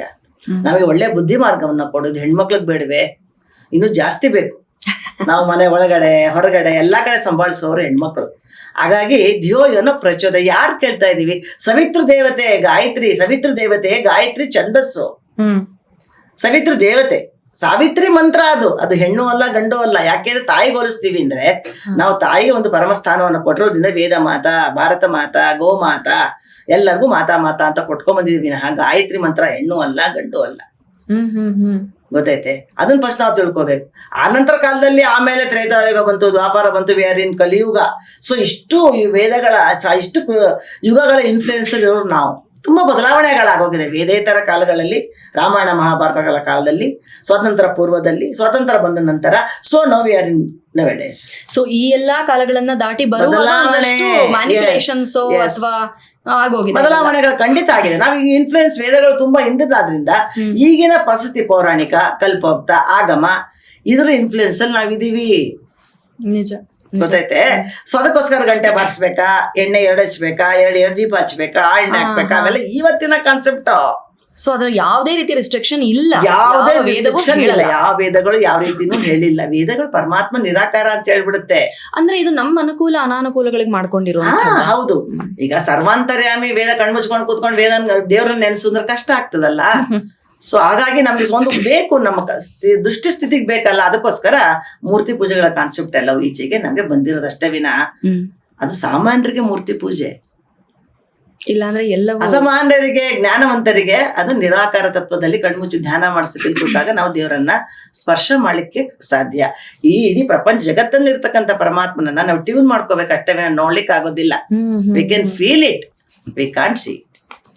ಇದಕ್ಕೋಸ್ಕರ ಅಷ್ಟೊಂದು ದೊಡ್ಡ ಕಾನ್ಸೆಪ್ಟ್ ಅನ್ನ ಎಲ್ರಿಗೂ ಕೊಡಕ್ ಆಗೋದಿಲ್ಲ ಅಂತ ಅದನ್ನ ಸ್ವಲ್ಪ ಸಂಸ್ಕಾರಗೊಳಿಸಿ, ಸಂಕ್ಷಿಪ್ತಗೊಳಿಸಿ, ಅದನ್ನ ಸಾಮಾನ್ಯರಿಗೂ ಸ್ವಲ್ಪ ಹಾಗೆ ಮಾಡಿದ. ಯಾಕೆ ಸಂಸ್ಕೃತಗಳ ವೇದ ಉಪನಿಷತ್ಗಳೆಲ್ಲ ಸಂಸ್ಕೃತ, ದೇವ ಭಾಷೆ ಅದೆಲ್ಲ ಕಲಿಬೇಕು, ಜ್ಞಾನ ಕಷ್ಟ. ಹಾಗಾಗಿ ಇದು ಯಾವುದೋ ಒಂದು ವರ್ಗಕ್ಕೆ ಸೀಮಿತ, ಮತ್ತೆ ಪುರುಷ ವರ್ಗಕ್ಕೆ ಸೀಮಿತ. ಹೆಣ್ಮಕ್ಳಿಗೆ ಗೊತ್ತು ಮೊದ್ಲಿಂದ ಬೇಗ ಮದ್ವೆ, ಅವ್ರು ತಿರ್ಗಾ ಅವ್ರಿಗೆಲ್ಲ ಬಸ್ರಿ ಬಾಣಂತನಗಳು, ಮಕ್ಕಳು ಮರಿ ಎತ್ಕೊಂಡು ಈ ರುಚು ಚಕ್ರಗಳು, ಈ ಒಂದು ಸೈಕಲ್, ಮನೇಲಿ ಗಂಡು ಮಕ್ಳಿಗೆ ಅಡಿಗೆ ಮಾಡಾಕು, ಮನೆ ಕೆಲಸ ಮಾಡು, ಈ ಜವಾಬ್ದಾರಿಯನ್ನ ಹೊತ್ತಿರುವಾಗ ಇಷ್ಟೆಲ್ಲ ಸಮಯ ಕೊಡ್ಲಿಕ್ಕೆ ಅವ್ರಿಗೆ ಆಗೋದಿಲ್ಲ. ಆ ಕಾರಣಕ್ಕೆ ಒಂದು ಲಾಜಿಕಲ್ ರೀಸನ್ ಗೆ ಹಾಗಾಗಿ ಹೆಣ್ಮಕ್ಳಿಗೆ ಇಷ್ಟೊಂದು ಕಷ್ಟಪಟ್ಟು ಇಷ್ಟೆಲ್ಲ ಸಮಯ ಕೊಟ್ಟು ಮಾಡೋದು ಬೇಡ. ಅವ್ರಿಗೆ ಆಲ್ರೆಡಿ ಕೆಲಸ ಇರೋದ್ರಿಂದ ಇದನ್ನ ಅಷ್ಟು ಬೇಡ ಅಂತ ಹೇಳಿದ್ರೆ ಏನೋ ಆಗೋಗುತ್ತೆ ಅಂತಲ್ಲ. ಅವರ ಪ್ರೊಟೆಕ್ಷನ್ ವೈಸ್ ಅವ್ರಿಗೂ ಸ್ವಲ್ಪ ಕೆಲಸ ಸ್ವಲ್ಪ ಕಮ್ಮಿ ಮಾಡೋಣ ತಿಳ್ಕೊಳ್ಳಿ. ಯಾಕೆಂದ್ರೆ ಹೆಣ್ಮಕ್ಳು ಬಾರನ್ ಇಂಟೆಲಿಜೆಂಟ್ಸ್, ನಿಸರ್ಗ ದೇವ ಪಂಡಿತ ನಾರಿ ಅಂತ. ಹೆಣ್ಮಕ್ಳು ಹುಟ್ಟಿಂದಾನೆ ಬುದ್ಧಿ ಇದೆ. ಅವ್ರಿಗೇನ್ ತುಂಬಾ ಶ್ರಮ ತಗೊಳ್ಳೋದ್ರ ಅವಶ್ಯಕತೆ ಬೇಕಿಲ್ಲ. ಸ್ವಲ್ಪ ಕೊಟ್ರೆ ಸಾಕು, ನಾವು ಶೇನಪ್ಪ ಆಗ್ಬಿಡ್ತೀವಿ ಬೇಗ. ಬೆರಳು ತೋರ್ಸ್ರೆ ಹಸ್ತ ನುಂಗ. ಹಾಗಾಗಿ ಏನು ಅಂದ್ರೆ ಸ್ವಲ್ಪ ಅವ್ರಿಗೆ ಒಂದು ಪ್ರೊಡಕ್ಷನ್ ವೈಸ್ ಇದನ್ನೆಲ್ಲ ಸ್ವಲ್ಪ ಮಾಡ್ಕೊಂಡ್ ಬಂದ್ರೆ ವಿನಃ ಯಾವ ವೇದಗಳು ಕೂಡ ನೀನ್ ಇದನ್ನ ಮಾಡ್ಬಾರ್ದು. ಗಂಡು ಹೆಣ್ಣು ಭೇದ ಇಲ್ಲ ಆಧ್ಯಾತ್ಮಕ್ಕೆ. ಆತ್ಮಿಕಕ್ಕೆ ಸಂಬಂಧಪಟ್ಟಂತ ವಿದ್ಯೆಗೆ ಗಂಡೇನು ಹೆಣ್ಣೇನೋ, ನನ್ ಶರೀರ ಕಾಣ್ತಾ ಇದೆಯಪ್ಪ ಹೆಣ್ಣಾಗಿ, ಬಟ್ ಬರ್ತಾ ಇರೋ ವಿದ್ಯೆ ಎಲ್ಲಿಂದ? ಜ್ಞಾನ ಬರ್ತಾ ಇರೋದು ಎಲ್ಲಿಂದ? ಆತ್ಮದ ಸಂಪರ್ಕದಿಂದ ಬರ್ತಾ ಇರೋದು. ಅದರಿಂದ ಆಧ್ಯಾತ್ಮ ಅಂದ್ರೆ ಗಂಡು ಎಲ್ಲ ಹೆಣ್ಣು ಅಲ್ಲ. ತ್ವಂ ಸ್ತ್ರೀ ತ್ವಂ ಪುಮಾನಸಿ ತ್ವಂ ಕುಮಾರ ವಾ ಉತ ಕುಮಾರಿ. ನೀನೇ ಗಂಡು, ನೀನೇ ಹೆಣ್ಣು, ನೀನೇ ಕುಮಾರ, ನೀನೇ ಕುಮಾರಿ, ಎಲ್ಲ ನಾವೇ. ಶರೀರ ಕಾಣ್ತಾ ಇದೆ ಮಹೇಶ್ವರಿ, ಏನ್ ಮಾಡಕ್ಕಾಗಲ್ಲ. ನಿಜ ನಿಜ. ಹಾಗಾಗಿ ವ್ಯತ್ಯಾಸಗಳು ನಮ್ಮ ಶರೀರಕ್ಕೆ ಮನೋಧರ್ಮಕ್ಕೆ ಕೆಲಸದ ನಡ್ಕೋಬೇಕಾಗುತ್ತೆ ಅಷ್ಟೇ ವಿನಃ ಅದೇನು ದೋಷ ಅನ್ಕೋಬಾರ್ದು. ಯಾವ್ದು ದೋಷ ಅಲ್ಲ. ಗಂಟೆ ಬರ್ಸೋದು ಯಾವಾಗ ಬಂತು? ನಾವ್ ಯಾವಾಗ ಆಗಮ ಕಲ್ಪೋಕ್ತಗಳ ಪೂಜೆ ಪ್ರಾರಂಭ ಮಾಡಿದ್ವೋ ಅವಾಗ ಪೂಜೆ ಪ್ರಾರಂಭ, ಪೂಜೆ ಸಿಗ್ನಲ್ ಮುಗಿಬೇಕಲ್ಲ. ಒಂದ್ ಎನರ್ಜಿನೆಲ್ಲ ಮಾತಾಡ್ತಾ ಇರ್ತೀವಿ, ಅಲ್ಲಿ ನೋಡ್ತಾ ಇರ್ತೀವಿ, ಇಲ್ಲಿ ನೋಡ್ತಾ ಇರ್ತೀವಿ. ಶುರುವಾಯ್ತು, ಗಂಟೆ ಬರ್ಸ್ ಶುರುವಾಯ್ತು, ಪೂಜೆ ಶುರುವಾಯ್ತು. ಮಹಾಮಂಗಳಾರತಿ ಆಯ್ತು, ಗಂಟೆ ಬಾರ್ಸು ಮಹಾಮಂಗಳಾರತಿ ಆಯ್ತು. ಇವೆಲ್ಲ ಒಂದು ಸಿಸ್ಟಮ್ಯಾಟಿಕ್ ಆಗಿ ಮಾಡ್ಕೊಟ್ಟಕ್ ಬಂದ್ರು. System of our life. ಶಾಸ್ತ್ರ ಅಂದ್ರೇನು? System of our life. ಅದಕ್ಕೋಸ್ಕರ ಗಂಟೆ ಬಾರ್ಸೋದ್ರಲ್ಲಿ ಹೆಣ್ ಬಾರ್ಸೋದ್ರೇನು, ಗಂಡು ಬಾರ್ಸೋದ್ರೇನು. ಇನ್ನು ಹೆಣ್ಮಕ್ಳೇ ಜಾಸ್ತಿ ಪೂಜೆ ಮಾಡೋದು. ನಮ್ಮ ಮನೆಗಳಲ್ಲೆಲ್ಲ ಯಾರು ಮಾಡ್ತಾರೆ? ನಾವುಗಳೇ ಮಾಡೋದು. ಹಾಗಾಗಿ ಇವೆಲ್ಲ ಬೇಡದಿರೋ ವಿಚಾರಗಳು ಬೇಕಾದಷ್ಟು ಸೇರ್ಕೊಂಡ್ಬಿಟ್ಟಿದೆ. ಇವತ್ತಿನ ಹೆಣ್ಮಕ್ಳು ಪಾಪ ಎಂತೆಂತ ಪೊಸಿಷನ್ ಇದ್ರು ಇವೆಲ್ಲ ಇಂಥ ವಿಚಾರಗಳು ಪಾಪ ಇನ್ನೂ ಅವರು ಡೌಟ್ಫುಲ್ ಆಗೇ ಇರ್ತಾರೆ. ಯಾಕಂದ್ರೆ ಹೆಣ್ಮಕ್ಳು ಮೊದಲಿಗೆ ನಾವೆಲ್ಲ ಒಂಥರ ಎಮೋಷನಲ್ ಫೂಲ್ಸ್. ಇದು ಬೇಡ, ಇದು ಮಾಡಬಾರ್ದು, ರಜಾ ಹಾಕ್ತೀರಾ ನೀವು ಮಡಿ ಮೈಲಿಗೆ ಅಂತ ಬರ್ತಾರೆ, ನಮ್ಮ ತಲೆಗೆ ಹಾಕ್ಬಿಟ್ಟಿರ್ತಾರೆ. ಪಾಪ ಮಾಡಿ ಅಂದ್ರು ಕೆಲವ್ರು ಮಾಡಕ್ ಭಯ, ಕೆಲವ್ರಿಗೆ ಬೇಕಿಲ್ಲ. ಸೊಲ್ಯೂಷನ್ ಇವತ್ತು ನಿಮ್ಮಿಂದ ಸಿಗುತ್ತೆ ನಮ್ಮ ಈ ಕಾನ್ವರ್ಸೇಷನ್. ನಾನು ಅಂದ್ರೆ ವೇದೋಪನಿಷತ್ಗಳು ಏನ್ ಹೇಳ್ತಾ ಇದೆ ಮಹೇಶ್ವರಿ ಅವರು ಸ್ವಂತ ಅಭಿಪ್ರಾಯವನ್ನ ಹೇಳಲಿಕ್ಕೆ ಸಾಧ್ಯ ನಮಗೆ ನಿಮ್ಮ ರೂಪದಲ್ಲಿ ಕಾಣ್ತಾ ಇರೋದು ಬೈ ವೇದ ಉಪನಿಷತ್. ಯಾಕಂದ್ರೆ ವೇದೋಕಿಲ ಧರ್ಮ ಮೂಲಂ, ವೇದಗಳು ಎಲ್ಲಾ ಧರ್ಮಕ್ಕೂ ಮೂಲವಾಗಿರೋದ್ರಿಂದ ಇವತ್ತು ನಾವು ವೇದ ಸರಿ ಇಲ್ಲ ಅಂತ ಇದುವರೆಗೆ ಯಾರು ಕೂಡ ತಳ್ಳಿ ಹಾಕಿಲ್ಲ. ಹಾಗಾಗಿ ಅದ್ರಲ್ಲಿ ಏನ್ ಹೇಳಿದೆ ಖಂಡಿತವಾಗಿ ನನ್ನ ಅನುಭವದ 38 ವರ್ಷಗಳ ಅನುಭವದ ಮಾತನ್ನ ಎಲ್ಲಾ ಸ್ತ್ರೀಯರಿಗೂ ಒಂದೊಂದು ಅನುಕೂಲವಾಗಿ ಅನ್ನೋ ಉದ್ದೇಶದಿಂದ ಈ ತಮ್ಮ ಒಂದು ಮೀಡಿಯಾ ಮೂಲಕ ನಾನು ಇವತ್ತು ಮಾತಾಡಲಿ ಖಂಡಿತ ಸಂತೋಷ ಪಡ್ತೀನಿ. Wonderful ma'am. ನಾವು ಈ ಗಾಯತ್ರಿ ಮಂತ್ರದಿಂದ ಶುರು ಮಾಡಿದ್ರಿಂದ ಕೇಳ್ತಾ ಇದ್ದೀನಿ. ನಾವು ಕೇಳಿರೋ ಹಾಗೆ ಈ ಗಾಯತ್ರಿ ಮಂತ್ರ ತುಂಬಾ ಶ್ರದ್ಧೆ, ತುಂಬಾ ಭಕ್ತಿ, ತುಂಬಾ ಶಕ್ತಿಯುತವಾದದ್ದು. ಹಾಗಾಗಿ ಅದಕ್ಕೆ ತುಂಬಾ ಪಾವಿತ್ರತೆ ಇದೆ ಅಂತೆಲ್ಲ ಕೇಳಿದೀವಿ. ಅಂಡ್ ಅದಕ್ಕೆ ಗಂಡು ಮಕ್ಕಳಾದ್ರೆ ಅದೊಂದು ಪ್ರೊಸೀಜರ್ ಇದೆ, ಅವ್ರಿಗೆ ಉಪದೇಶ ಮಾಡ್ತಾರೆ, ಹಿರಿಯರು ಗುರುಗಳು ಉಪದೇಶ ಮಾಡ್ತಾರೆ ಅಂತ. ನೀವ್ ಹೇಳ್ಬೇಕಂದ್ರು ಅದು ಉಪದೇಶ ಆಗಿ ಹಿಂಗೇ ಹೇಳ್ಬೇಕು ಅಂತ ಪ್ರೋಟೋಕಾಲ್ ಅಲ್ಲಿ ಮಾಡಿದ್ದ, ಅಥವಾ ಫ್ರೀಯಾಗಿ ಹೇಳ್ಬಹುದು? ನೋಡ್ದೆ ಬುಕ್ಕಲ್ಲಿ ಓದ್ದೆ ನಂಗೆ ಸಂಸ್ಕೃತ ಉಚ್ಚಾರ ಬರುತ್ತೆ ಹೇಳ್ಬಹುದಾ? ಇಲ್ಲ, ಹಾಗೇನಿಲ್ಲ. ಯಾವುದಕ್ಕೆ ಆದ್ರೂ ಅದಕ್ಕೆ ಆದ ಒಂದು ಕಾನೂನು ಕಟ್ಟಳೆಗಳು ಎಲ್ಲ ಒಂದು ಇದ್ದೇ ಇರ್ತದೆ. ಗುರುಮುಖ್ಯನ ಬರ್ಲೇಬೇಕು. ಯಾವ್ದು ಸುಲಭವಾಗಿ ಸಿಗೋದಲ್ಲ. ಇನ್ನು ಗಾಯತ್ರಿ ಮಂತ್ರ ಅಂತೂ ಇನ್ನು ಬಹಳ ವ್ಯಾಲ್ಯೂಬಲ್ ಅಂತ, ಯುನಿಕ್. ಹಾಗಾಗಿ ಏನೋ ಸಿಕ್ಕಾಪಟ್ಟೆ ಹೇಳೋದು, ಟೇಪ್ ರೆಕಾರ್ಡ್ ಅಲ್ಲಿ ನೋಡ್ಕೊಂಡು ಕಲ್ತ್ಕೊಂಡೆ, ಅನುರಾಧ ಪೌಡವೆಲ್ಲ ಹೇಳ್ತಾ ಇದ್ದಲ್ಲ ಅದನ್ನ ಹೇಳಿ ಕಲ್ತ್ಕೊಂಡೆ, ಅವೆಲ್ಲ ಅಲ್ಲ. ಖಂಡಿತ ಗುರುಮುಖ್ಯನೇ ನಾವು ಕೂಡ ಕಲ್ತಿದ್ದು ಆಗ ಅನ್ಕಲ್ಲ. ಈಗ ನಾನೇ ಬೇಕಾದಷ್ಟು ಜನ ಹೆಣ್ಮಕ್ಳಿಗೆ ಸಸ್ವರವಾಗಿ ಅವ್ರಿಗೆ ಗುರುಮುಖ್ಯನ ಅವ್ರಿಗೊಂದು ಸಂಸ್ಕಾರ ಮಾಡಿರ್ತೀನಿ. ನಮಗೂ ಕೂಡ ಜನ್ವಾರಕ್ಕೆ ಸಂಸ್ಕಾರ ಮಾಡಿ ನಮ್ಗೆ ಹೇಳ್ಕೊಟ್ಟಿರೋದು. ಹೌದಾ? ಎಸ್. ಒಂದು ಅಡ್ಮಿಷನ್ ಇದ್ದಾಗೆ. ಈಗ ಉಪನಯನ ಮಾಡ್ತಾರಲ್ಲಮ್ಮ, ಉಪನಯನ ಸಂಸ್ಕಾರದಲ್ಲಿ ಏನ್ ಮಾಡ್ತಾರೆ ಹೇಳಿ? ಗಾಯತ್ರಿ ಉಪದೇಶ, ಜನ್ವಾರ ಹಾಕ್ತಾರೆ. ಜನ್ವಾರ ಹಾಕದ ಹೇಳಿ, ಅದು ಜಾತಿಯ ಸಂಕೇತವಲ್ಲ, ಅದು ವಿದ್ಯೆಯ ಸಂಕೇತ, ಅದು ಧರ್ಮದ ಸಂಕೇತ. ಇದನ್ನ ಹಾಕೊಂಡು ನಾನು ವಿದ್ಯಾವಂತನಾಗಿರ್ತೀನಿ, ಧರ್ಮಯುತವಾಗಿ ನಡ್ಕೋತೀನಿ ಅಂತ ಅಷ್ಟೇ. ಅದ್ ಬಿಟ್ಟು ಇನ್ನೇನಿಲ್ಲ. 3 ಹೇಳಲ್ಲಿ 3 ವಿಧ ಜವಾಬ್ದಾರಿಗಳಿರುತ್ತೆ. ಋಷಿ ಋಣ, ಮಿತ್ರ ಋಣ, ದೇವಋಣ. ಪಿತೃ ಋಣ, ದೇವಋಣ. ಋಷಿ ಋಣ ನಮ್ಗೆ ಹೇಳ್ಕೊಟ್ಟಂತ ಗುರು ಹಿರಿಯಗಳ ಋಣ. ನಾವು ಏನ್ ಕಲ್ತಿದೀವಿ ಅದನ್ನ ಸಮಾಜಕ್ಕೆ ಕೊಡ್ಬೇಕು, ಒಳ್ಳೆ ರೀತಿಯಲ್ಲಿ ಬದುಕ್ಬೇಕು, ಅದು ಋಷಿ ಋಣ. ದೇವಋಣ, ದೇವರಿಂದ ಬಂದಿರತಕ್ಕಂಥ ಈ ಪ್ರಕೃತಿ, ದೇವರಿಂದ ಬಂದಿರತಕ್ಕಂಥ ಈ ಶರೀರ, ಪಂಚಭೂತಗಳಿಂದ ಆಗಿರ್ತಂತ ಈ ಶಕರ, ದೇವರಿಂದ ಎಲ್ಲವನ್ನು ಪಡ್ಕೋತಾ ಇರೋರು ನಾವು ದೇವರನ್ನ ನೆನೆಸ್ಬೇಕು. ಪೂಜೆಯಿಂದ ನಮಸ್ಕಾರ ಮಾಡೋದಲ್ಲ. ಅವನ ಋಣದಲ್ಲಿ ಎಷ್ಟಿದೀವಿ ನಾವು, ಪರಮಾತ್ಮ ದೇವರ ಋಣ ಎಷ್ಟಿದೆ ನಮ್ಮ ಮೇಲೆ ಅಂದ್ರೆ ಯಾವಾಗಲೂ ನಮ್ಮ ಕ್ಷಣವು ಈ ಕಣ್ಣು ರೆಪ್ಪೆ ಮಿಡಿಸ್ತಾ ಇರೋದು ದೇವರ ಒಂದು ಕೃಪೆ. ನಿಜವಾಗಿ ಒಳಗಡೆ ಹಾರ್ಟ್ಬೀಟ್ ಆಗ್ತಾ ಇರೋದು ಕೂಡ ಒಂದು ದೇವರ ಕೃಪೆ. ಈ ತರ ದೇವ್ರನ್ನ ಅರಿಬೇಕೇ ವಿನಃ ನಾವೇ ಮಾಡಿದ ದೇವಿಗ್ರಹ, ನಾವೇ ಮಾಡಿರೋದ ಪೂಜೆ, ನಾವೇ ಮಾಡಿರೋ ಅಲಂಕಾರದ ದೇವ್ರ ನೋಡೋದು ಬೇರೆ. ಹಾಗಾಗಿ ದೇವಋಣ, ಋಷಿ ಋಣ, ಪಿತೃ ಋಣ. ತಂದೆ ತಾಯಿಯಿಂದ ನಾವು ಬಂದಿದ್ದೀವಿ. ಹಾಗಾಗಿ ನಾವು ತಂದೆ ತಾಯಿಗೆ ಎಷ್ಟು ಮಟ್ಟಿಗೆ ಇವತ್ತು ನಾವು ಅವ್ರನ್ನ ನೋಡ್ಕೊತಾ ಇದೀವಿ, ಎಷ್ಟು ಗೌರವ ಕೊಡ್ತಾ ಇದೀವಿ, ಅವ್ರಿಲ್ಲದೆ ನಾವು ಬರ್ತಾ ಇದ್ವಾ? ಹೀಗೆ ಈ 3 ಋಣಗಳನ್ನ ತೀರ್ಸೋದಕ್ಕೋಸ್ಕರನೇ 3 ಎಳೆ ಹಾಕೋದು. ಅದ್ರ ಸಂಕೇತ, ಅದ್ರ ಸಂಕೇತವಾಗಿ ಹಾಕೋದು. ವೈಟ್ ಆಗಿರುತ್ತೆ, ಶುಭ್ರವಾಗಿರ್ಲಿ. ಈ ಹೆಗಲ ಮೇಲಿನ ಕರ್ತವ್ಯಗಳನ್ನ ಹೃದಯ ಪೂರ್ವಕವಾಗಿ ಮಾಡ್ತೇವೆ, ಅದಕ್ಕೋಸ್ಕರ ಹೀಗೆ ಜನಿವಾರ ಹಾಕೋದು. ಸೊ ಇವಾಗ ನೀವು ಗಾಯತ್ರಿ ಮಂತ್ರ ಅಥವಾ ನಿಮಗೂ ಉಪದೇಶ ಆಗಿದೆ ಅಂದ್ರೆ ನಿಮಗೂ ಜನಿವಾರ ಹಾಕುವ ಪ್ರೊಸೀಜರ್ ನಡೆಯುತ್ತಾ? ಖಂಡಿತ ನಮ್ಮ ಗುರುಗಳು ನನಗೂ ಜನಿವಾರನೇ ಹಾಕಿದ್ದಾರೆ. ಸೊ ನೀವು ಅದನ್ನ ಯಾವಾಗ್ಲೂ ಹಾಕೊಳ್ತೀರಾ? ಖಂಡಿತ ಹಾಕೋತೀನಿ. ಅದ್ರದ್ದೇನ್ ವ್ಯತ್ಯಾಸ ಇದೆ? ಸರ ಒಡವೆಗಳೆಲ್ಲ ಹಾಕೊಂಡಾಗ ಜನಿವಾರನೇ, ಅದಕ್ಕೂ ಇದಕ್ಕೂ ಏನ್ ಸಂಬಂಧವಿಲ್ಲ. ಏನಂದ್ರೆ ಕೇಳಿದೆ ಅಂದ್ರೆ ಈ ಜನಿವಾರ ಹಾಕುವಾಗ ಗಾಯತ್ರಿ ಮಂತ್ರದ ಉಪದೇಶ ಆಗತ್ತೆ. ಅದು ನಾನು ಅವಾಗ್ಲೇ ಹೇಳ್ದಂಗೆ ತುಂಬಾ ಮಡಿಗೆ ಬರುತ್ತೆ. ಹೆಣ್ಣು ಮಕ್ಕಳಾದ್ರೆ ಅವ್ರಿಗೆ ಪೀರಿಯಡ್ ಸೈಕಲ್ ಇರುತ್ತೆ, ಅವಾಗ ಅಶುದ್ಧ ಅಶುಭ್ರ ಅಂತಂತಾರೆ. ಇವಾಗ ಮನೇಲಿ ಯಾರು ಹೊರಗಾದ್ರು ಅಂದ್ರೆ ಜನಿವಾರ ಬದಲಾಯಿಸ್ಕೊಳ್ಳೋ ಅಂತ ಹೇಳೋದನ್ನ ಕೇಳಿದೀವಿ. ಆ ಪರ್ಟಿಕ್ಯುಲರ್ ಎಲ್ಲೆಲ್ಲಿ ಎಲ್ಲಾ ಕಮ್ಯುನಿಟಿಯಲ್ಲೂ ಅವ್ರದ್ದೇ ಆದ ಪದ್ಧತಿಗಳಿರುತ್ತೆ. ಇರ್ರೆಸ್ಪೆಕ್ಟಿವ್ ಆಫ್ ದ ಕಮ್ಯುನಿಟೀಸ್ ಆ ಮಡಿ ಮೈಲ್ಗೆಗಳನ್ನ ಹೀಗೆ ಅದ ಸಂಕೇತ ಅಂತ ಹೇಳಬಹುದು. ಸೊ ಅವಾಗ ಅದು ಅಡ್ಡಿ ಆಗೋದಿಲ್ವಾ? ಅಡ್ಡಿ ಅನ್ನೋದು ಯಾವುದೂ ಇಲ್ಲ ಜೀವನಕ್ಕೆ. ನಾವು ಸಂದರ್ಭ ಉಚಿತವಾಗಿ ಎಲ್ಲ ಕೆಲಸ ಮಾಡಿದ್ರೆ ಯಾವ್ದು ಅಡ್ಡಿ ಅನ್ಸೋದಿಲ್ಲ ನಮ್ಗೆ. ನೀವ್ ಹೇಳ್ದಾಗ ಯಾವ್ದು ಮಡಿ ಮೈಲಿಗೆ ಅಂತ ಗೊತ್ತಿರೋ ಹಾಗಾದ್ರೆ ಹೊರಗಡೆ ಕಾಣದ್ ಮಡಿ ಮೈಲಿಗೆನಾ ಒಳಗಡೆ ಕಾಣದ್ ಮಡಿ ಮೈಲಿಗೆನಾ? ಎಂತ ಕ್ಲಿಷ್ಟಕರವಾದ ಪ್ರಶ್ನೆ ಅಂದ್ರೆ ಇದು. ಅದು ಯೋಚನೆ ಮಾಡ್ಬೇಕು. ನಮ್ಮ ಒಳಗಡೆ ಎಷ್ಟೊಂದು ಮದ ಮತ್ಸರ ಅರಿಷಡ್ ವರ್ಗಗಳನ್ನ ಇಟ್ಕೊಂಡು ಎಷ್ಟೊಂದು ಮಾಡ್ಬಾರ್ದೆಲ್ಲ ಮಾಡ್ತೀವಿ, ಅದೆಲ್ಲ ಮೈಲಿಗೆ ಆಗಲ್ವಾ? ಎಷ್ಟೊಂದು ಮಲಿನ ವಿಚಾರಗಳನ್ನ ಮಾಡ್ತೀವಿ, ಅದೆಲ್ಲ ಮೈಲಿಗೆ ಆಗಲ್ವಾ? ನಾವು ರಜಾ ಆದ್ರೆ ಮಾತ್ರ ಮೈಲಿಗೆನಾ ಅಥವಾ ಯಾರು ಸತ್ತರೆ ಮಾತ್ರ ಮೈಲಿಗೆನಾ? ನಮ್ ಸಮಾಧಾನಕ್ಕೆ ಬದಲಾಯಿಸೋಣ, ತಪ್ಪೇನಿಲ್ಲ. ಬಟ್ ಅದರಿಂದ ಅಶುದ್ಧವಾಯ್ತು ಅಂತ ನಾವ್ ಯೋಚನೆ ಮಾಡೋದೇ ತಪ್ಪು. ಅಶುದ್ಧ ಮಾಡುವಂತ ವಿಚಾರಗಳು ನಮ್ಮ ಶರೀರದಲ್ಲಿ, ಜೀವನದಲ್ಲಿ, ಮನಸ್ಸಿನಲ್ಲಿ ಕಾಯ ವಾಚ ಮನಸ್ಸ ಮಾಡ್ತಿರ್ತೀವಿ ಸದಾ. ಅದನ್ನೆಲ್ಲ ನಾವು ನೋಡೋದಿಲ್ಲ. ಅದ್ ಬಿಟ್ಟು ನೀವು ರಜಾ ಹಾಕ್ತೀರಾ ಅಥವಾ ಏನೋ ಒಂದು ಸೂತ್ಕ ಬಂತು ಅದನ್ನೆಲ್ಲ ಹೇಗ್ ಪರಿಹಾರ ಮಾಡ್ತೀರಾ, ಇದನ್ನ ದೊಡ್ಡ ಪ್ರಶ್ನೆ ಮಾಡ್ಕೊಂಡು ಬರ್ತಾ ಇದ್ದಾರೆ.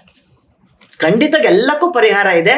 ಇದನ್ನು ಮಾಡ್ಕೊಂಡು ನಾನು ಮಾಡ್ಕೊಂಡಿದ್ದೀನಿ 38-39 ವರ್ಷದಿಂದ.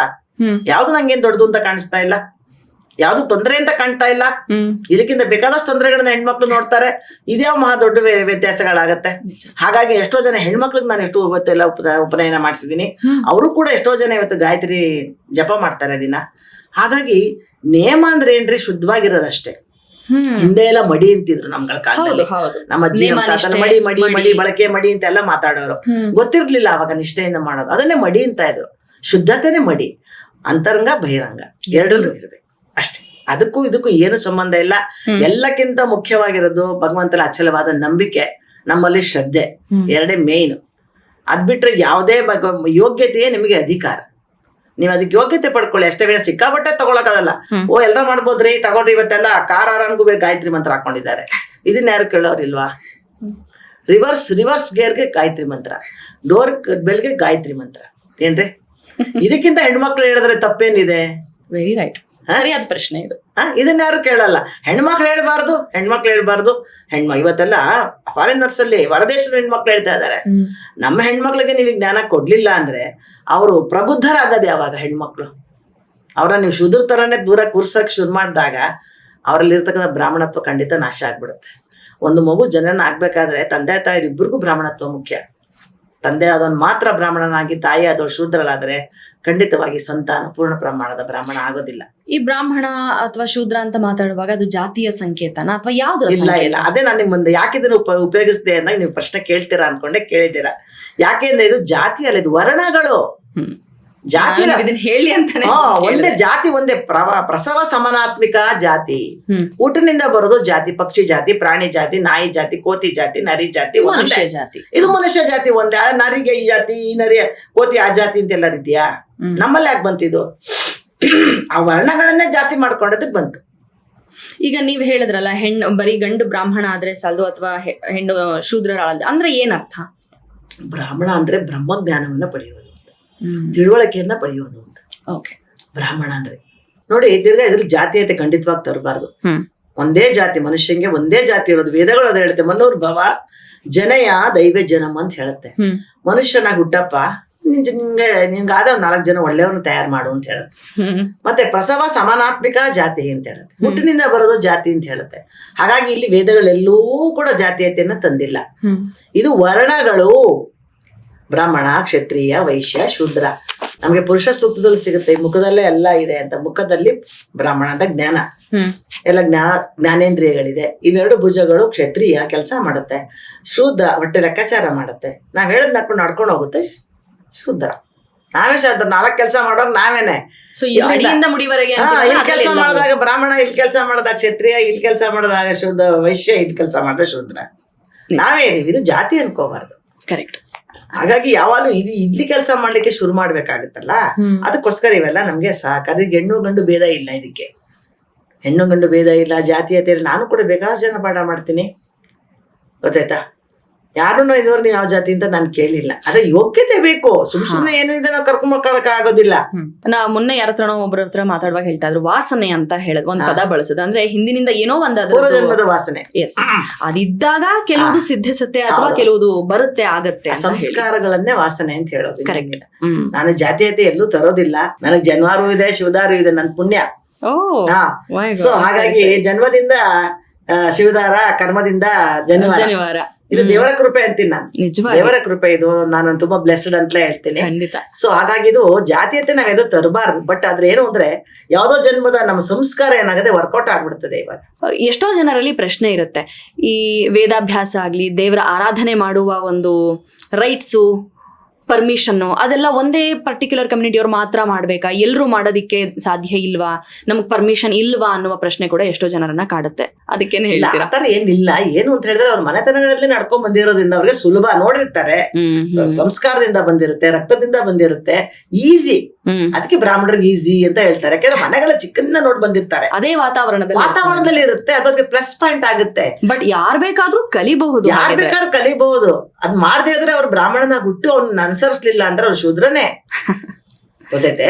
ಹಾಗಾಗಿ ಕೆಲವರು ಸ್ವಲ್ಪ ಎಫರ್ಟ್ ಹಾಕ್ಬೇಕಾಗತ್ತೆ. ಕೆಲವರು ಒಂದ್ಸತಿಗೆ ಬರುತ್ತೆ, ಕೆಲವ್ರಿಗೆ ಸಂಸ್ಕಾರದಿಂದ, ಕೆಲವ್ರು 4 ಸತಿ ಹೇಳ್ಬೇಕಾಗತ್ತೆ, ಕೆಲವ್ರಿಗೆ ನೋಡಿದ ತಕ್ಷಣ ಗ್ರಹಿಸೋ ಶಕ್ತಿ ಇರ್ತದೆ. ಅವೆಲ್ಲ ಪೂರ್ವ ಜನ್ಮದ ಕರ್ಮ ಸಿದ್ಧಾಂತ ಒಪ್ಪುತ್ತೆ ವೇದಗಳು. ನಿನ್ನ ಕರ್ಮದ ಫಲವೇ ಈ ಜನ್ಮ, ಕಳೆದ ಜನ್ಮದ ಕರ್ಮದ ಫಲವೇ ಈ ಜನ್ಮ. ಹೌದು ಹೌದು. ಉದಾಹರಣೆಗೆ ಜಾತಕದಲ್ಲಿ ಏನ್ ಹೇಳುತ್ತೆ, ಪದವಿ ಪೂರ್ವ ಪುಣ್ಯಾನಾಂ ಲಿಖತೆ ಜನ್ಮ ಪತ್ರಿಕಾ ಅಂತ. ನಾವೆಲ್ಲ ಜಾತಕ ತಗೊಂಡೋಗಿ ಬರ್ಸ್ತೀವಲ್ಲ, ಅದ್ರಲ್ಲಿ ನಮ್ಮಂಗೆ ತಾನೇ ಬರ್ಕೊಡೋದು ಇನ್ನೊಬ್ರು. ಅದಾಗಲೇ ನಮ್ದು ಆಗ್ ಬಂದಿರುತ್ತೆ. ಅದು ಪದವಿ ಪೂರ್ವ ಪುಣ್ಯಾನಾಂ ಲಿಖ್ಯತೆ ಜನ್ಮ ಪತ್ರಿಕಾ. ನಿನ್ನ ಕಳೆದ ಜನ್ಮದ ಪಾಪ ಪುಣ್ಯಗಳ ಲೆಕ್ಕವೇ ಈ ಜನ್ಮ. ಪ್ಲಸ್ ಏನು ಮೈನಸ್ ಏನೋ ಎಲ್ಲವೂ ಫಿಕ್ಸ್ಡೇ. ಯಾವ್ದು ಆಕ್ಸಿಡೆಂಟ್ ಇಲ್ಲ. ನಾವ್ ಅನ್ಕೋತೀವಿ ಆಕ್ಸಿಡೆಂಟ್ ಅಂತ, ಇಲ್ಲ, ಅದಾಗ್ಬೇಕಾಗಿತ್ತು, ಆಗಿದೆ. ಪ್ರೀಡೆಸ್ಟಿನ್ಡ್ ಅಂತೀವಲ್ಲ ಹಾಗೆ. ಹಾಗಾಗಿ ಏನು ಬದಲಾವಣೆ ಮಾಡಕ್ಕಾಗಲ್ಲ. ಆದ್ರೆ ಪುರುಷಾರ್ಥ ಮಾಡ್ಬೇಕು. ಪುರುಷಾರ್ಥಕ್ಕೆ ತುಂಬಾ ಒತ್ತು ಕೊಡುತ್ತೆ ವೇದಗಳು. ಹಾಗಂತ ಯಾವ್ದು ನಿನ್ ಕೈಲಿ ಕೂತ್ಕೊಳ್ಳೋಂಥದ್ದಿಲ್ಲ. ಧರ್ಮ ಅರ್ಥ ಕಾಮ ಮೋಕ್ಷ ಚತುಷ್ಟಯಗಳನ್ನ ಮಾಡ್ಲೇಬೇಕು. 16 ಸಂಸ್ಕಾರಗಳನ್ನ ಮಾಡ್ಕೋಬೇಕು. ಪಂಚ ಮಹಾಯಜ್ಞಗಳನ್ನ ಮಾಡ್ಕೋಬೇಕು. 4 ವರ್ಣಾಶ್ರಮಗಳನ್ನ ಪಾಲನೆ ಮಾಡ್ಬೇಕು. ಎಷ್ಟು ಚೆನ್ನಾಗಿ ಹೇಳಿದೆ ರೀ ವೇದ ಉಪನಿಷತ್ತುಗಳು. ಎಷ್ಟು ಸಿಂಪಲ್ ಆಗಿದೆ. ಯಾಕೆ ಇಷ್ಟೊಂದು ಕಾಂಪ್ಲಿಕೇಟೆಡ್ ಮಾಡಿ, ಇಷ್ಟೆಲ್ಲ ದೇವರುಗಳನ್ನ ಸೃಷ್ಟಿ ಮಾಡಿ, ಇಷ್ಟೆಲ್ಲ ವಿಚಾರಗಳನ್ನ ತಂದಿಟ್ಟು, ಇಷ್ಟೆಲ್ಲ ಭಿನ್ನಾಭಿಪ್ರಾಯಗಳನ್ನ ತಂದಿಟ್ಟು, ಸಮಾಜ ದೇಶ ಎಲ್ಲವನ್ನ ಒಂದು ಉನ್ನತಿ ಕಡೆ ಕರ್ಕೊಂಡೋಗ್ದೆ ನಾವು ಇವತ್ತು ಹಾಳಾಗೋಗ್ತಾ ಇದೆಯಲ್ಲ ಅಂತ ಒಂದ್ಸತಿ ಬೇಜಾರಾಗುತ್ತೆ. ಇದ್ರ ಬಗ್ಗೆ ನಾವು ಚಿಂತನೆ ಮಾಡ್ಬೇಕಾಗಿದೆ. ಇದ್ರಲ್ಲಿ ಯಾರು ದೊಡ್ಡದು ಯಾವ್ದು ಕಮ್ಮಿ ಅಂತ ನಾನಿನ್ನು ಎಲ್ಲೂ ಹೇಳೋದಿಲ್ಲ. ನಮ್ಗೆ ಬೇಕಾಗಿರೋದು ಒಂದೇ, ನಮ್ಮ ದೇಶದ ಉನ್ನತಿ ಆಗ್ಬೇಕಾದ್ರೆ ಖಂಡಿತ ನಮ್ಮಲ್ಲೆಲ್ಲ ಈ ಜಾಗೃತಿ ಬರಬೇಕು. ಈ ಧರ್ಮಗಳಿಂದನೇ ಇಷ್ಟೆಲ್ಲ ವ್ಯತ್ಯಾಸ ಆಗ್ತಾ ಇರೋದು. ಅದರಿಂದ ಇಲ್ಲಿ ಹೆಣ್ಣು ಗಂಡು ಭೇದವಿಲ್ಲ, ಯಾವುದೇ ಜಾತಿ ಭೇದವಿಲ್ಲ. ಮನುಷ್ಯ ಮಾತ್ರರಾಗಿ ಹುಟ್ಟಿದ ಮೇಲೆ ತನ್ನ ಸಂಸ್ಕಾರಕ್ಕೆ ಅನುಗುಣವಾಗಿ ತನ್ನ ರುಚಿಗೆ ಅನುಗುಣ ಗುಣಕರ್ಮ ಸ್ವಭಾವಗಳು ಅಂತ ಹೇಳುತ್ತೆ. ಓಕೆ, ನಿನ್ನ ಗುಣ, ನಿನ್ನ ಕರ್ಮ, ನಿನ್ನ ಸ್ವಭಾವ. ಪರಮಾತ್ಮನೂ ಅಷ್ಟೇ, ಅವನ ಗುಣಕರ್ಮ ಸ್ವಭಾವಗಳಿಂದ ಅವ್ನು ಪರಮಾತ್ಮ ಆಗಿರೋದು. ಯಾಕೆ ಸೃಷ್ಟಿ ಮಾಡಿದ ಅಂತ ಅವ್ನಿಗೆ ಹೋಗ್ತಾ ಇತ್ತು. ಅವ್ನ ಗುಣ ಇದೆ, ಅವ್ನ ಸ್ವಭಾವ ಇದೆ, ಅವ್ನು ಮಾಡ್ದ. ನನಗ್ ಮಾಡಕ್ಕಾಗತ್ತ, ಇನ್ನೂ ಮಾಡಕ್ಕಾಗತ್ತಾ? ಈ ಸೃಷ್ಟಿ ಕ್ರಿಯೇಷನ್ ಮಾಡಕ್ಕಾಗುತ್ತೆ ನಮ್ಮ. ಹಾಗೆ ಗುಣಕರ್ಮ ಸ್ವಭಾವಗಳಿಂದ ನಾವೇನಾಗಿದ್ದೀವೋ ಅದಾಗಿದ್ದೀವಿ. ನೀವಿದೆಲ್ಲ ಹೇಳುವಾಗ ಸಾಮಾನ್ಯವಾಗಿ ಅಂದ್ರೆ ಪರ್ಟಿಕ್ಯುಲರ್ಲಿ ಪರ್ಸನಲ್ ಆಗಿ ಹೇಳ್ತೀನಿ, ಇದನ್ನೆಲ್ಲ ಕೇಳಕ್ಕೆ ಸಿಕ್ಕಿರೋದು ಆಲ್ವೇಸ್ ಒಂದು ಮೇಲಿಂದ. ಇವತ್ತು ಒಂದು ಫೀಮೇಲ್ ಕೂತ್ಕೊಂಡು ಇದನ್ನೆಲ್ಲ ಮಾತಾಡ್ತಾರೆ ಅಂದ್ರೆ ಆಸ್ ಅನದರ್ ಫೀಮೇಲ್ ನಂಗೂ ತುಂಬಾ ಖುಷಿ, ಹೆಮ್ಮೆ, ಜೊತೆಗೆ ಕುತೂಹಲ ಕೂಡ. ನಿಮ್ಮ ಈ ಜರ್ನಿ ಎಲ್ಲಿ ಹೇಗೆ ಸ್ಟಾರ್ಟ್ ಆಯ್ತು ಅಂತ ಹೇಳಿ. ಯಾಕೆಂದ್ರೆ ಮಹಿಳಾ ಪುರೋಹಿತರು ಅನ್ನುವ ಒಂದು ಮಾತಿದೆಯಲ್ಲ, ದಟ್ ಇಟ್ ಸೆಲ್ಫ್ ಈಸ್ ಇಷ್ಟೊತ್ತು ನಾವು ಮಾತಾಡ್ದಂಗೆ ಇವತ್ತಿನ ಸೊಸೈಟಿಯಲ್ಲಿ ಸ್ವಲ್ಪ ಹಿಂದುಳಿದದ್ದು ಅಥವಾ ಅಪರೂಪ ಅನ್ನುವಂಥದ್ದು. ಬಟ್ ನೀವು ಒಂದು ಗಟ್ಫುಲ್ ಡಿಸಿಷನ್ ತಗೊಂಡಿದ್ದೀರಾ, ಈ ಕ್ಷೇತ್ರನ ಆಯ್ಕೆ ನಾನು ಮಾಡ್ಕೋಬೇಕು, ಕ್ಷೇತ್ರ ನನ್ನನ್ನು ಆಯ್ಕೆ ಮಾಡ್ಕೊಳ್ತು ಅನ್ನೋದು ಮುಂದಿನ ವಿಚಾರ. But how did you even enter this ಅಂತ? ಖಂಡಿತ ಇದು ಮುಖ್ಯವಾದದ್ದೇ. ನಾನು ಅದ ಹೇಳಿದ್ನಲ್ಲ ಅವಾಗ ಟಿ ನರಸೀಪುರ, ನಮ್ದು ತುರುಮಕೂಡದ ಟಿ ನರಸೀಪುರದಲ್ಲಿ ಪ್ರಸನ್ನ ಮೂರ್ತಿ ಹಾಗೂ ಲೀಲಾವತಿ ಅಂತ ಹೇಳಿ ನಾನು 2ನೇ ಮಗಳಾಗಿ ನಾನು ದೊಡ್ಡ ಶ್ರೀಮಂತ ಕುಟುಂಬ, ತುಂಬಾ ಸಂಪ್ರದಾಯಿಕ ಕುಟುಂಬ. ಕಷ್ಟನೇ ಗೊತ್ತಿಲ್ಲ, ಆ ಮಟ್ಟದಲ್ಲಿ ಬೆಳೆದಿರೋಳು ನಾನು. ತುಂಬಾ ಮನೆಯಲ್ಲಿ ಪೂಜೆ ಪುನಸ್ಕಾರಗಳು, ರುದ್ರಾಭಿಷೇಕಗಳು, ಶಿವರಾತ್ರಿಗಳು, ತುಂಬಾ ಜನ ಸ್ವಾಮೀಜಿಗಳೆಲ್ಲ ಬರೋರು. ಪಂಚಪೀಠದವರಲ್ಲ ನಾವು.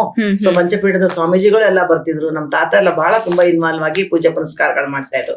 ಅದನ್ನೆಲ್ಲ ನೋಡೇ ಬೆಳೆದವಳು. ತುಂಬಾ ದಾನ ಧರ್ಮ, ಮನೆಗ್ ಬರೋರು ಹೋಗೋರು ಎಲ್ಲ ನೋಡಿ ಬೆಳೆದವಳು ನಾನು. ಸೊ ಅವಾಗೆಲ್ಲ ಅನ್ಕೋತಾ ಇದ್ವಿ, ನಾವು ಎಷ್ಟು ಚೆನ್ನಾಗಿ ಪೂಜೆಗಳನ್ನ ನಾವೆಲ್ಲ ಜೋಡಿಸ್ಕೊಡ್ತೀವಿ, ಎಲ್ಲ ಮಾಡ್ತಾರೆ. ಆದ್ರೆ ಬಂದು ಮಾಡೋರೆಲ್ಲ ಪುರೋಹಿತರುಗಳು. ತಿರ್ಗಾ ಎಲ್ಲರೂ ನಾವೇ ಮಾಡ್ತೀವಿ, ಅವ್ರು ಬಂದ್ ಮಾಡಿ ಹೋಗ್ತಾರೆ. ನಾವ್ ಯಾವಾಗ ಇಲ್ಲಿ ಕುತ್ಕೊಂಡ್ ಮಾಡೋದು? ಹೋಮ ಮಾಡೋರೆಲ್ಲ ಚೆನ್ನಾಗಿ ಇರ್ತಾರ. ಹಾಗಾದ್ರೆ ಈ ಪ್ರಪಂಚದಲ್ಲಿ ವೈವಿಧ್ಯಮಯ ಯಾಕೆ? ಪೂಜೆ ಮಾಡಿದವರೆಲ್ಲ ಚೆನ್ನಾಗೇ ಇರ್ಬೇಕು.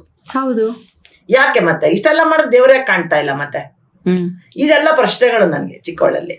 ಅದೇ ಇದನ್ನೆಲ್ಲ ಕೇಳಿದ್ರೆ ಏನ್ ಅನ್ಕೋತಾರೋ ಅನ್ನೋ ಭಯ. ನಮ್ಗೆಲ್ಲ 16 ವರ್ಷಕ್ಕೆ ಮದ್ವೆ. ನನಗೆ 16 ವರ್ಷಕ್ಕೆ ಮದ್ವೆ. ನಮ್ಗೆಲ್ಲ 2 ವರ್ಷ ಜಾಸ್ತಿ ಕೊಟ್ಟು ಸೇರ್ಸಿದ್ರು. ಸೊ 16 ಇಯರ್ಸ್ ಕರೆಕ್ಟಾಗಿ ನಾನು ಸೆಕೆಂಡ್ PUC ಮುಗೀತು. ನಮ್ಮ ಟಿ ನರಸೀಪುರದಲ್ಲಿ ವಿದ್ಯೋದಯ ಕಾಲೇಜಲ್ಲಿ ಇದ್ದಿದ್ದೆ ಅಷ್ಟು. PUC ಮುಗೀತು. ನಮ್ಮ ಸೋದರ ಮಾವನಿಗೆ ಕೊಟ್ಟು, ನನಗೆ ವಿಜಯ್ ಕುಮಾರ್ ಅಂತ ಹೇಳಿ, ಅವ್ರು ಜಾವದಲ್ಲಿ ಇಂಜಿನಿಯರ್ ಆಗಿದ್ರು, ಕೊಟ್ಟು ಮದುವೆ ಮಾಡಿದ್ರು. 17 ವರ್ಷಕ್ಕೆ ನನ್ನ ದೊಡ್ಡ ಮಗಳು, 20 ವರ್ಷಕ್ಕೆ ನಮ್ಮ ಚಿಕ್ಕ ಮಗಳು, ಮಕ್ಕಳು ಆಯ್ತು. ಸೊ ಏನು ಸಂಸಾರ ಅಂದ್ರೆ ಗೊತ್ತಿಲ್ಲ, ಸಂಸಾರ ಏನು ಅಂತ ಗೊತ್ತಿಲ್ಲದೆ ಸಂಸಾರಕ್ಕೆ ಕಾಲಿಟ್ಟವಳು ನಾನು. ಅಂದ್ರೆ ಮದ್ವೆಗ್ ಮಕ್ಕಳಾಗ ತನಕ ನಿಮಗೂ ಈ ಕ್ಷೇತ್ರಕ್ಕೆ ಏನು ಸದ್ಯ ಏನು ಗೊತ್ತಿಲ್ಲ, ಪ್ರಶ್ನೆಗಳಷ್ಟೇ ಇತ್ತು ತಲೆಯಲ್ಲಿ. ಯಾಕೆ ವ್ಯತ್ಯಾಸ ಅಂತ ಪ್ರಶ್ನೆಗಳಿತ್ತು ಅಟ್ಟವಿನ. ಇದನ್ನ ತಿಳ್ಕೊತೀನ, ಇದ್ರಲ್ಲಿ ಮುಂದುವರಿತೀನ ಏನು ಗೊತ್ತಿಲ್ಲ. ಅದ್ ನೋಡ್ದಾಗ ಅನ್ನಿಸ್ತಾ ಇತ್ತು ನನ್ಗೀಗೂ. ನನ್ನ ಸ್ವಭಾವ ಅದೇ ಇದೆ, ನೋಡಿದ ತಕ್ಷಣ ಯಾವ್ದು ಒಪ್ಪವಳಲ್ಲ, ತರ್ಕ ಮಾಡೇ ತಿಳಿಯೋಳು. ಮತ್ತೆ ಯಾರನ್ನ ನೋಡಿದ್ರು ಇದು ಹೀಗೆ ಅಂತ ಹೇಳೋಷ್ಟು ದೇವ್ರ ಏನೋ ಸ್ವಲ್ಪ ಸಾಮರ್ಥ್ಯ ಕೊಟ್ಟಿದ್ದಾನೆ. ಹಾಗಾಗಿ ಚಿಕ್ಕವಳಿಂದಾನು ಅಷ್ಟೇ ನಾನೆಲ್ಲಾನು ಪ್ರಶ್ನೆ ಮಾಡ್ತಾನೆ ಬರ್ತಿದ್ದೆ, ಏನಕ್ಕೆ ಇದು, ಇದಕ್ಕೇನೆ ಅಂತ. ಆದ್ರೆ ತುಂಬಾ ಜೋರಾಗಿ ಹೋಗೋಷ್ಟು ಧೈರ್ಯ ಇರ್ತಿರ್ಲಿಲ್ಲ.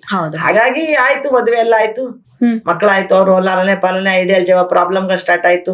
ನಮ್ಮ ತಂದೆಯವ್ರು 52 ವರ್ಷಕ್ಕೆ ನನ್ನ ಮಗಳು ಹುಟ್ಟದಬ್ಬಕ್ಕೆ ಬಂದು ನಮ್ಮ ಮನೇಲೆ ತೀರ್ಕೊಂಡ್ಬಿಟ್ರು, ಹಾರ್ಟ್ ಅಟ್ಯಾಕ್ ಆಗಿ. ಎಷ್ಟು ಒಳ್ಳೆ ವ್ಯಕ್ತಿ ಅಂತ, ಶ್ರೀಮಂತರು ಅಂತ, ರೂಪ ಅಂತ ನಾವೆಲ್ಲ ಏನ್ ರೂಪರಿ, ನಮ್ಮ ತಂದೆಯವ್ರ ಮುಂದೆ ಏನು ಇಲ್ಲ ನಾವು. ಅಂತ ಒಳ್ಳೆ ವ್ಯಕ್ತಿ, ಅಂತ ಒಳ್ಳೆ ಹುಟ್ಟದಬ್ಬಕ್ಕೆ ಬಂದು ಅಣ್ಣ ಅಂತಿದ್ದವ್ರು ಬಾಡಿ ಅಂದ್ಬಿಟ್ವಲ್ಲ, ಇದು ಹೇಗೆ ಗಾಬರಿ. ತುಂಬಾ ನಮ್ಮಲ್ಲಿ ಫಸ್ಟ್ ಡೆತ್ ಅದು. ನಮ್ಮ ತಾತ ಅವರೆಲ್ಲ ಇದ್ರು, ನಮ್ಮ ತಂದೆಯವರೇ ಫಸ್ಟ್ 52 ವರ್ಷಕ್ಕೆ ಮ್ಯಾಸಿವ್ ಹಾರ್ಟ್ ಅಟ್ಯಾಕ್ ಆಗಿ ತೀರ್ಕೊಂಡ್ಬಿಟ್ರು. ನನ್ಗೆ ಆವಾಗಲೇ ಒಂದು ದೊಡ್ಡ ಶಾಕ್. ಏನಕ್ಕೆ ಸಾಯ್ಬೇಕು, ನಮ್ಮ ತಂದೆನೇ ಯಾಕೆ ಸಾಯ್ಬೇಕಿತ್ತು. ನಾನು ಒಳ್ಳೆಯವಳು, ನಮ್ಮ ಮನೆಯವ್ರ ಐಡಿಯಾ ಜಾವ ಯಾಕೆ ಕ್ಲೋಸ್ ಆಯ್ತು. ಜೀವನ ಅಂದ್ರೇನು ನಂಗೆ ಗೊತ್ತೇ ಇಲ್ಲ, ಕಷ್ಟ ಅಂದ್ರೆ ಗೊತ್ತಿಲ್ಲ. ಡ್ರಾಯರ್ ತೆಗೆದ್ರೆ ದುಡ್ಡು, ಬಸ್ ದುಡ್ಡು, ಚೌಟ್ರಿ ದುಡ್ಡು, ಪೆಟ್ರೋಲ್ ಬ್ಯಾಂಕ್ ದುಡ್ಡು, ಎಲ್ರ ಮನೆ ಹೀಗೆ ದುಡ್ಡು ಇರುತ್ತೆ ಅಂತ ತಿಳ್ಕೊಂಡ್ಬಿಟ್ಟಿದ್ದೆ ನಾನು. ಗೊತ್ತೇ ಇಲ್ಲ, ಸಂಬಳ ಬರುತ್ತೆ, ಎಷ್ಟು ಜೀವನ ಮಾಡ್ಬೇಕು ಅಂತ ಗೊತ್ತಿಲ್ಲ. ತುಂಬಾ ಸೊಫಿಸ್ಟಿಕೇಟೆಡ್, ತುಂಬಾ ಗೊತ್ತು. ತುಂಬಾ ಶ್ರೀಮಂತಿಕೆ ಏನು ಅಂತಾನು ನೋಡಿದೀನಿ, ತುಂಬಾ ಕಷ್ಟ ಅಂತ ಏನು ನೋಡಿದೀನಿ. ದೇವರೇ ತೋರಿಸಿದ್ದು ಅದು, ನಾನು ನೋಡಿದೀನಿ. ಅದಕ್ಕಿಂತ ಒಂದು ಪಕ್ವಾಗಿ ಆಗ್ಬೇಕಾದ್ರೆ ಪಾಸಿಟಿವ್ ಮೈನಸ್ ನೆಗೆಟಿವ್ ಎರಡು ನೋಡ್ ಬಂದ್ರೆ ನಾವು ಬರ್ಗಟ್ಟಿ ಆಗ್ಸಾದೆ. ಅದ್ರ ಬೆಲೆನೂ ಗೊತ್ತಾಗುತ್ತೆ. ಓ, ಕಷ್ಟ ಅಂದ್ರೆ ಸುಖ ಅಂದ್ರೆ ಏನು, ಒಳ್ಳೇದೇನು ಕೆಟ್ಟದು ಅಂತ ಎಲ್ಲ ಗೊತ್ತಾಗುತ್ತೆ. ಅವಾಗ ಜನ ನಮ್ಮನ್ನ ಯಾವ ರೀತಿ ನೋಡ್ತಾರೆ, ಸಮಾಜ ಯಾವ ರೀತಿ ನೋಡ್ತಾರ್ರಿ. ಇವತ್ ನಾನ್ ಸೆಲೆಬ್ರಿಟಿ, ಇಂಟರ್ನ್ಯಾಷನಲ್ ಪ್ರಿಸ್ಟೆಸ್. ಆವತ್ತು ನಾನು ಬರ್ಬೇಕು ಅಂತೇನ್ ಬರ್ಲಿಲ್ಲ, ಪೌರಹಿತ್ಯ ಮಾಡ್ಬೇಕು ಅಂತ ಬರ್ಲಿಲ್ಲ. ನನ್ಗೊಂದು ಮಾರಲ್ ಸಪೋರ್ಟ್ ಬೇಕಿತ್ತು, ನನ್ನ ಜೀವನದ ಪ್ರಶ್ನೆಗಳಿಗೆ ಉತ್ತರ ಬೇಕಿತ್ತು. ಆ ಪ್ರಶ್ನೆಗಳು ಏನಾಗಿತ್ತು, ಯಾಕೆ ಹೀಗಾಯ್ತು? ಸಾವು ಅಂದ್ರೇನು, ನೋವು ಅಂದ್ರೇನು. ನಮ್ಮ ತಂದೆಯವರದ ಸಾವು, ನಮ್ಮ ಯಜಮಾನ್ರಿಗೆ ಕೆಲಸ ಹೋಗಿ ನಮ್ಮ ಜೀವನಕ್ಕಾದ ನೋವು, ಎರಡು ಯಾಕೆ ಬರುತ್ತೆ, ಯಾವ ಮಾನದಂಡದ ಮೇಲೆ ಬರುತ್ತದೆ, ಏನ್ ಮಾಡಿದ್ರಿ ಅವಾಗ? ಅದು ಮಂಕ ಇದೆ ಅಷ್ಟೇ. ಸುಮ್ನೆ ಯಾರನ್ನ ಕೇಳೋದು ಗೊತ್ತಿಲ್ಲಲ್ಲ, ಯಾರನ್ನ ಕೇಳ್ಬೇಕು ಅಂತಾನು ಕೂಡ ಗೊತ್ತಿಲ್ಲ. Basically I am A singer. ನಾನು ನನ್ನ ಮದುವೆಗೆ ಮುಂಚೆನೆ ನನ್ನ ಸೀನಿಯರ್ ಪಾಸ್ ಆಗಿತ್ತು, ಮತ್ತೆ PUC ಎರಡೇ ಶಿಕ್ಷಣ ಆವತ್ತಿಗೆ ನಂದಿದ್ದು. ನಾನು ಹಾಡ್ತಿದ್ದೆ. ಸುಚಿರ ನಂಜುಂಡಪ್ಪ ಅಂತ ನಾವು ಬೃಂದಾವನ ಎಕ್ಸ್ಟೆನ್ಷನ್ ಇದ್ವಿ, ನಮ್ಮ ಮನೆಯವ್ರು ಜಾವದಲ್ಲಿ ಇದ್ರಲ್ಲ, ಬೃಂದಾವನ ಎಕ್ಸ್ಟೆನ್ಷನ್ ಮನೆ ಕಟ್ಕೊಂಡು ಅಲ್ಲಿದ್ವಿ. ಅವ್ರು ತುಳಸಿ ಹಬ್ಬ ಕರೆದಿದ್ರು ನನ್ನ. ಅವಾಗ ಹಾಡ್ದಾಗ, ಅಯ್ಯೋ ಎಷ್ಟೊಂದು ಚೆನ್ನಾಗಿ ಹಾಡ್ತೀರಾ, ಬನ್ನಿ ನಮ್ಮ ಮನೆಗೆ, ಸ್ವಾಮೀಜಿ ಬರ್ತಾರೆ, ಅಲ್ಲಿ ಹಾಡಿ ಬಂದು ಅಂತ ತುಂಬಾ ಏನ್ ಮಾಡ್ತು. ಸರಿ ಆಯ್ತು ಅಂತ ಹೇಳಿ ಅವತ್ತು ಹೋದೆ. ಇನ್ನೂ ದಯ ಬಾರದೆ ದಾಸನ ಮೇಲೆ ಪನ್ನಗಾಶೆಯನ ಅದನ್ನ ಹೇಳಿದೆ. ಎಷ್ಟೊಂದು ಭಕ್ತಿ ಭಾವನೆಯಿಂದ ಹಾಡ್ತೀರಾ, ಕಣ್ಣೀರ್ ತರಿಸ್ಬಿಟ್ರಿ ನಮ್ಗೆ, ನೀವ್ ಯಾಕೆ ನಮ್ಮ ಸತ್ಸಂಗಗಳಲ್ಲಿ ಬಂದು ಹಾಡ್ಬಾರ್ದು ಅಂತ ಸ್ವಾಮೀಜಿ ಎಲ್ಲ ಮಾತಾಡಿದ್ರು. ಮತ್ತೆ ಅವ್ರ ಮೇಲೆ ಹೋಮ ಎಲ್ಲ ಮಾಡಿಸ್ತಾ ಇದ್ರು, ವಾಸ್ತು ಹೋಮ, ಗಣ ಹೋಮ ಎಲ್ಲ. ಲೇಡೀಸು ಕೂತ್ಕೊಂಡು ಮಂತ್ರ ಹೇಳ್ತಾ ಇದ್ರು ಜೊತೆಲಿ. ನಮ್ ಗುರುಗಳು ಇದ್ರು ಅವತ್ತು, ಅವ್ರು ಮಾಡಿಸ್ತಾ ಇದ್ರು. ಇವರೆಲ್ಲ ನಮ್ಮ ಸುಚರಾಂಜನಪ್ಪ ಅವ್ರ ಫ್ಯಾಮಿಲಿ ಅವರೆಲ್ಲ ಲೇಡೀಸು ಕೂತ್ಕೊಂಡು ಮಂತ್ರ ಎಲ್ಲ ಹೇಳಿ ಜೊತೆಗೆಲ್ಲ ಸಾಥ್ ಕೊಡ್ತಾ ಇದ್ರು. ನಂಗೇನೋ ವಿಚಿತ್ರ ಅನಿಸ್ತು. ಹೋಮ ಅಂದ್ರೆ ಬೇರೆ ವಾತಾವರಣ ನೋಡಿದ್ದು, ಬೇರೆ ಸನ್ನಿವೇಶ ನೋಡಿದ್ದು, ಇವತ್ತೇನೋ ಬೇರೆ ಡಿಫ್ರೆಂಟ್ ಇದೆಯಲ್ಲ ಅಂತ. ಆಮೇಲೆ ಸ್ವಾಮೀಜಿ ಎಲ್ಲ ಮಾತಾಡಿದ್ಮೇಲೆ ಸ್ವಾಮೀಜಿ ಹೇಳು, ತುಂಬಾ ಚೆನ್ನಾಗ್ ಆಗ್ತೀರಾ, ಬನ್ನಿ, ಬರ್ತೀನಿ ಸ್ವಾಮೀಜಿ. ಅವ್ರು ಮಾತಾಡಿದ್ರು ವೇದ ಉಪನಿಷತ್. ನಾನು ಈಗೇನ್ ಸ್ವಲ್ಪ ಹೇಳ್ತೀನೋ ಅದ್ರದ್ದು ಪೂರ್ಣವಾದ ಸತ್ವಯುತವಾಗಿ ಅವ್ರು ಮಾತಾಡ್ತಾ ಇದ್ರು.